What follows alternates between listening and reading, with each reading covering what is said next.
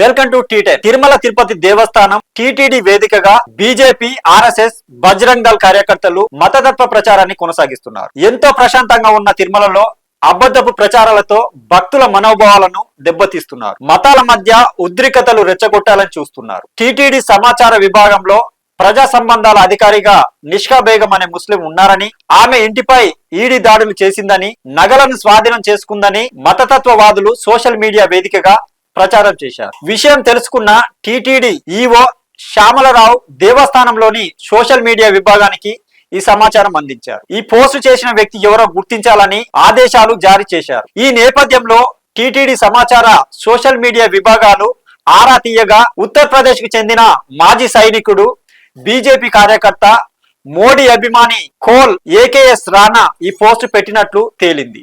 దీంతో సీరియస్ అయిన టీటీడీ అతనిపై కఠిన చర్యలు తీసుకునేందుకు నోటీసులు పంపేందుకు రంగం సిద్ధం చేసింది. బీజేపీ కార్యకర్త రాణా పెట్టిన పోస్టు ఫేక్ అని టీటీడీ తేల్చింది. ఈ నేపథ్యంలో టీటీడీ పిఆర్ఓ నీలిమ ప్రజాశక్తితో మాట్లాడుతూ భక్తుల మనోభావాలు దెబ్బతినేలా దేవస్థానంపై అబండాలు వేస్తే కఠిన చర్యలు తీసుకుంటామని హెచ్చరించారు. రాష్ట్రంలో ప్రధాని మోడీ పర్యటించిన రోజునే ఇటువంటి విద్వేష ప్రచారం జరగడం గమనార్హం. 2014లో ఆలయ ప్రాకారం చుట్టూ సోషల్ విద్యుత్తుతో కూడిన సేఫ్టీ గ్రిల్స్ అమర్చారు. ఈ గ్రిల్స్ రూపకల్పనలో శిల్వ గుర్తు ఉందని, కావాలని ఆ విధంగా గ్రిల్స్ తయారు చేశారని అప్పట్లో బీజేపీ రాద్ధాంతం చేసింది. దీనిపై టీటీడీ విచారణ ఇస్తూ నామాల ఆకారంలోనే ఉంది తప్ప శిల్వ ఆకారంలో లేదని పేర్కొంది. టీటీడీ నిధులతో భక్తుల వసతి సముదాయం కట్టారు. శ్రీవారి నిధులతో కట్టిన ఈ భవనాన్ని కలెక్టర్లకు ఇవ్వరాదని, ఒకవేళ ఇస్తే అన్య మతస్థులు రావడం వల్ల అపచారం అవుతుందని ప్రస్తుత బోర్డు సభ్యులు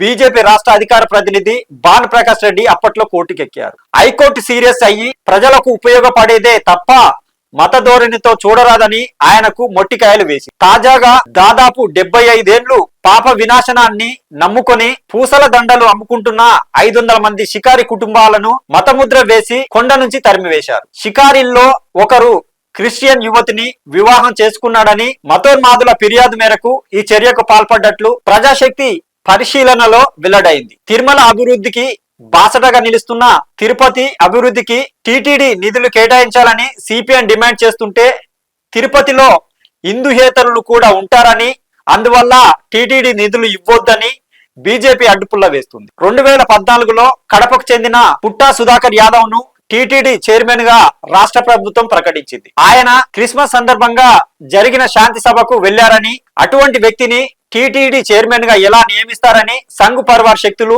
గగ్గోలు పెట్టాయి. దీంతో పుట్టా సుధాకర్ యాదవ్ తాను హిందూవాదునని, క్రిస్టియన్ల ఆహ్వానం మేరకు రాజకీయ నాయకుడిగా వెళ్లానని విచారణ ఇవ్వడంతో వివాదం సద్దుమణిగింది. తిరుమల శేషాచల అడవుల్లో ఫోటో క్రియేట్ చేసి శిలువ ఉందని బజరంగ్ దళ్, ఆర్ఎస్ఎస్ కార్యకర్తలు ఆందోళన చేశారు.